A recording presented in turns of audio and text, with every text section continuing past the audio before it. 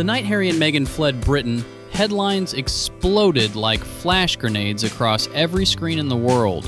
Paparazzi lenses tracked their charter jet until radar lost it somewhere above the Atlantic.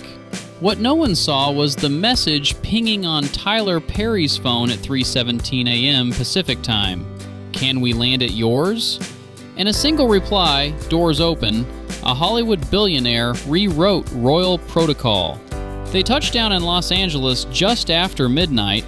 Within hours, a quiet convoy slipped through the wrought iron gates of Perry's $18 million hilltop mansion, cameras disabled, guards posted. The filmmaker handed them keys, passcodes, and something rarer than both: complete invisibility. For more than a month, the Sussexes vanished from public view, plotting a private future in a house that felt safer than Sandringham ever had. Perry's generosity didn't stop at security. He covered drivers, chefs, and 2 ex-Secret Service agents. His jet sat fueled for emergencies only Harry's nightmares imagined. He listened, really listened, to Meghan's late-night recaps of tabloid torment, answered calls when panic peaked, and prayed over the kitchen island for the peace none of them could yet see. By the time Princess Lilibet arrived, gratitude had hardened into kinship. Meghan asked the man she'd known mostly by phone to be godfather to her daughter, a royal honor no headline could top. Back in 2019, their friendship started with a single email. Perry, moved by Meghan's struggles, wrote that fame can splinter identity and offered help if she ever needed it. They didn't speak for 2 years, but when the tabloid storm peaked and palace aides fell silent, Meghan dialed. Perry answered on the first ring, and the harbor saga began. In quarantine's hush, the mansion turned into a brainstorming lab. On a whiteboard in Perry's upstairs study, bullet points sprawled: podcast concepts, an Oprah-style sit-down, a docuseries pitch to Netflix. His mantra, "People don't buy perfect, they buy possible," became Archewell's unofficial North Star. Months later, when Harry and Meghan dropped on Netflix, Perry's Zoom cameo melted hearts. As he recalled accepting the Godfather role, merchandise printing "Be a Harbor" on pastel hoodies sold out in hours. But Hollywood love stories come with expiration dates written in invisible ink. On June 13th, 2025, actor Derek Dixon filed a 40-page complaint in Los Angeles Superior Court accusing Tyler Perry of escalating harassment, forced intimacy, and retaliation on the set of The Oval. Damages sought: $260 million. Screenshots of late-night texts leaked onto X within minutes. Words like "loyal," "exclusive," "trust me," beside a contact labeled TP.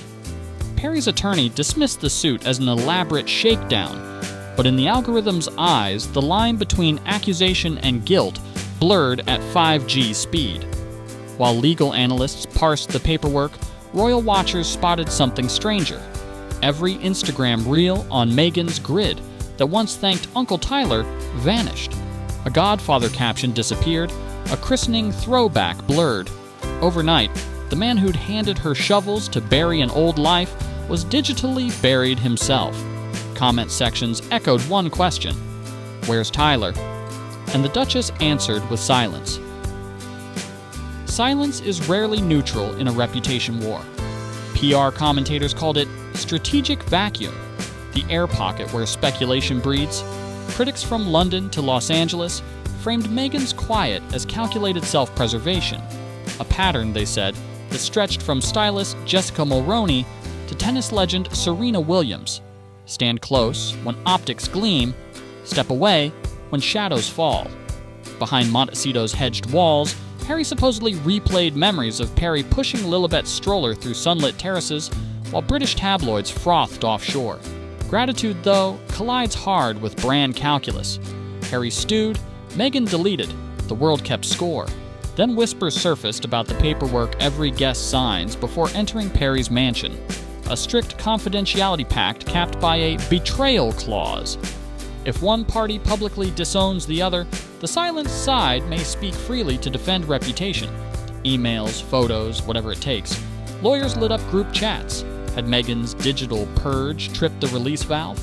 Rumor says yes, though no one's confirmed it on paper. Hollywood producers smelled blood. Streaming execs floated seven-figure offers for a sit-down they promised would out-Oprah Oprah, dangling primetime slots and global simulcasts. Even if talk of a bidding war lives mostly in rumor tweets and YouTube commentary, the mere idea that tapes exist, midnight confessions, frantic brand meetings, raw phone videos of Harry pacing kitchen tiles, turns Hollywood into a casino. Brand managers noticed. One luxury house paused Meghan's summer campaign. Sentiment trackers logged a 5-point dip in positive mentions within 72 hours of the lawsuit.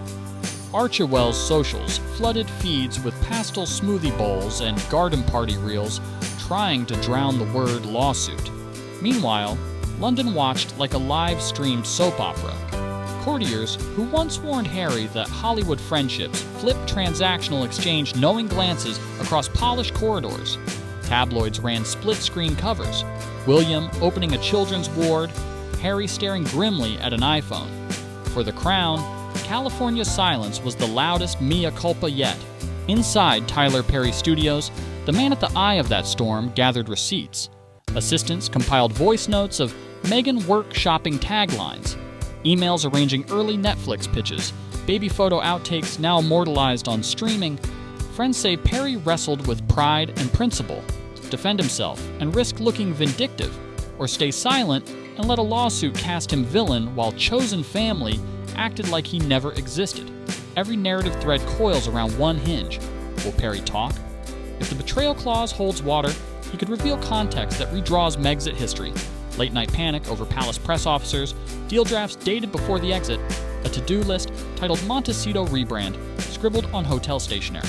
One bombshell and Meghan's new empire of wellness creams and jam jars could slide from aspirational to opportunistic overnight.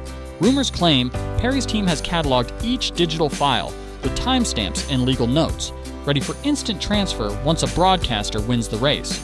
A source close to negotiations quipped that studio space is already on hold just in case. Whether bluster or blueprint, the Sussexes feel the tremor. Lawyers explore emergency injunctions, but California courts favor free speech, especially when receipts are timestamped. As weeks pass, public curiosity calcifies into camp fandom. Hashtag sprout armies, Hash Team Perry trades legal docs in Discord chats. Hash Team Sussex schedules positivity threads. Late-night hosts tease, if your emergency contact records receipts, you might not be the hero of your own story. The saga, once royal gossip, is now a meme-ified morality play on influencer culture.